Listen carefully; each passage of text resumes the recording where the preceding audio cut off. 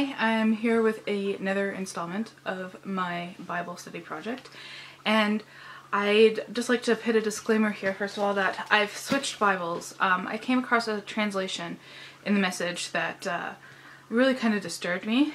It was after Joseph had sold his people into slavery, and they said, "Oh, we are so glad and we love being slaves." And I was just like, hold up, like this doesn't feel right. And so I looked up other translations, and that's not the way it's supposed to be translated.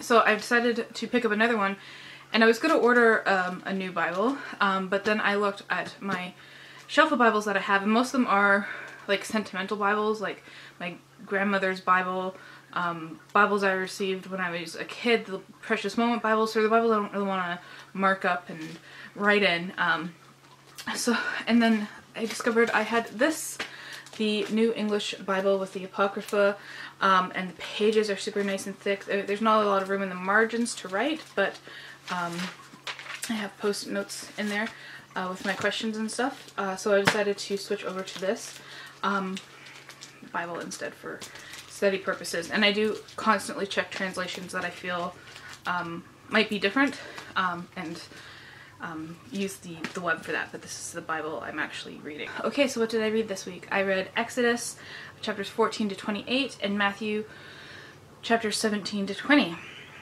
So what happens in this section of the Old Testament? I thought I'd tell you actually the plot of what's going on, because it's very plot heavy. Pharaoh has let the Israelites go, and they're camped by the sea when Pharaoh changes his mind, and he goes after them again, and God parts the sea for them and lets the Israelites go through, but crashes the sea on the Egyptians and kills them all. Then the Israelites sing a song, and then they start to realize, yeah, we didn't bring any food or water for this really long journey, and they start to get, hangry, for lack of a better word, at God, God and Moses, who then provides them with manna and meat and water and such. And then God begins to, we're starting to have this big community come together. Let's lay out some rules for you. So God gives Jesus the commandments, and here we get to the initial 10 commandments and then a whole bunch of other ones. And then God gives them very, very specific directions on how to build the ark, the tabernacle, the altar, what the people should wear when they're there. Like there's 5 pages of details of how to build this site of worship. So that's the story side of it. So what are some of my research and thoughts on the verses here? I thought it was interesting, throughout the Old Testament, we get mention of other gods. And specifically for this section, in Exodus 18:11, we have Jethro saying, "Now I know that the Lord is the greatest of all gods." So I thought, like, were there other gods at this time? And there seems to be many theories on this. Gods could actually refer to what princes called themselves. They called themselves God. I mean, look at Pharaoh. They were the living embodiment of God, right? So they called themselves. But this could also refer to false gods, so gods that weren't real but who were still worshipped. So here we have people who live in a world populated by many beliefs, and they see many religions and therefore many gods. So to the people, the gods may seem real at that time, and that's why God has to forbid their worship. But later Jewish believers and later Christian believers understand there to be just one God. So it's like the Bible merely just documents the worship of gods. It doesn't say that they were actual real beings. And we get the 10 Commandments, which is in Exodus 20. They come up again later on, I know, but we're in Exodus here, so I just thought, what do they really mean? I mean, I could recite them off the top of my head, but do I really know what they mean? So I thought I'd look further into them. So first, you shall have no other god to set against me, is how it's phrased in my Bible. Obviously right now, in the context of Exodus, we have a group of people who may or may not actually believe all the same thing. So this is just the beginning of a new religion still. So now God is finally saying, instead of just following me blindly, here's a set of moral codes and laws to follow. And the first one is to unite everyone together in their worship of me, instead of having various different rituals and religions and worshiping going on. Secondly is, you shall not make a carved image for yourself, nor the likeness of anything in the heavens above or the earth below.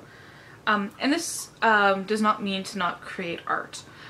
We can see when he later gives them the instructions for the Ark of the Covenant that it is a piece of art. What this means is, at the time what a carved image meant was an idol that people either believed held a spirit or was a conduit to their god. So it was something they would pray to in lieu of praying directly to God. So what this says here is that we do have a direct line to God. We don't have to go through something or someone else in order to talk to God. Commandment number 3, you shall not make wrong use of the name of the Lord your God. It's often phrased as don't take the Lord's name in vain. And I really actually like this translation because I think it's a little clearer, maybe. For me, it doesn't mean not swearing. I personally don't swear, but that's just a personal choice. I don't believe that swearing is against God's commandments. What I believe that means is using God's name in vain means using it for your own vanity. So misusing God's name for your own agenda, saying God wanted me to do this, or God is on our side, because I'm pretty sure in World War II, both the Nazis and the Allies believed that God was on their side. Number 4, keep the Sabbath day holy. I thought this was interesting because generally we translate that now as to have that as a day of worship, but in the commandment here it says it's not only a day to commemorate the day of rest that God had after creating the world, but it's also kind of a practical one. It goes on further in that commandment to say, give a day of rest to your slaves and your servants. Take a day off for yourself.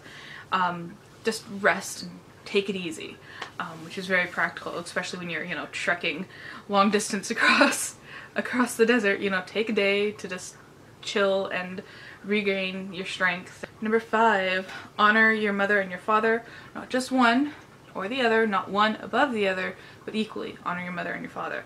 And here we have an issue of the word honor.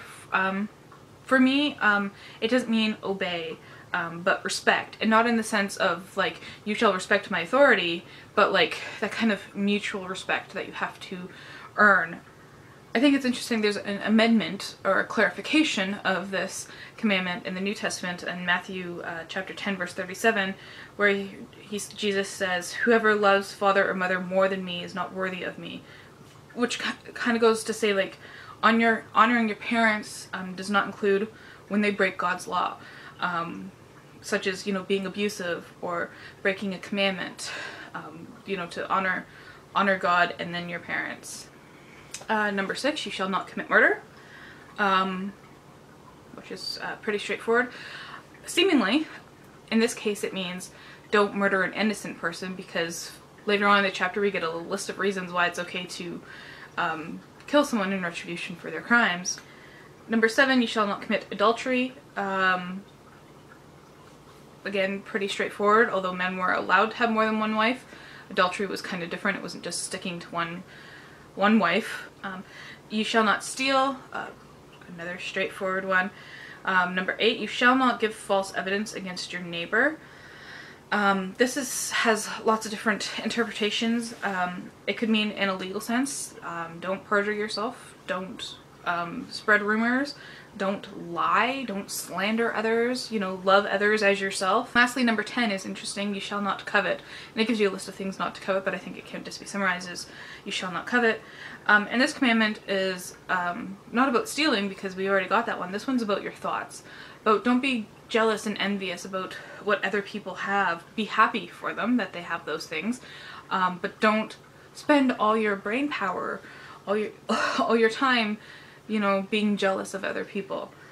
Don't desire earthly possessions. Don't desire sin. The commandment here is, desire only God. Another interesting thing regarding sin, which is found in Exodus chapter 20, verse 5 to 6, where God says, I punish the children for the sins of the father to the 3rd and 4th generations. And, this was hard to read. It was just like, why would you do that? Why would you punish the children for the crimes of the parents? But I think this is something kind of different. When parents do something wrong or experience punishment on earth, their children's kind of share the ill effects of that, right? So, you know, if your parent is put in jail, you know, the children are adversely affected. If a parent is abusive or negligent, their children suffer. If their parent is a drug addict, the children suffer.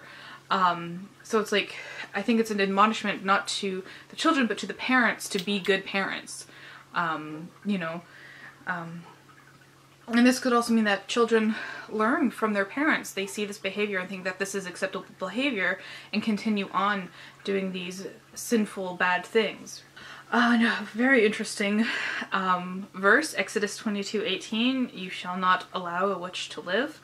And it's kind of very straightforward, but I found myself asking, what does it mean to be a witch? There's lots of different ideas about what it means to be a witch in the time of Moses. There seems to be a lot of concern that Moses himself was actually a magician, that he, you know, he was able to, through God, perform magic, you know, turning the staff into the snake and, you know, splitting the sea and turning the Nile into blood. So it could mean that, this could mean people who practice black magic, or it could be people who performed rituals in worship of pagan gods through magic. It seemed to be people with ill intent, but it seems to be a general consensus that this should not have been interpreted as it did with regards to the witch hunts that happened in the Middle Ages and forward.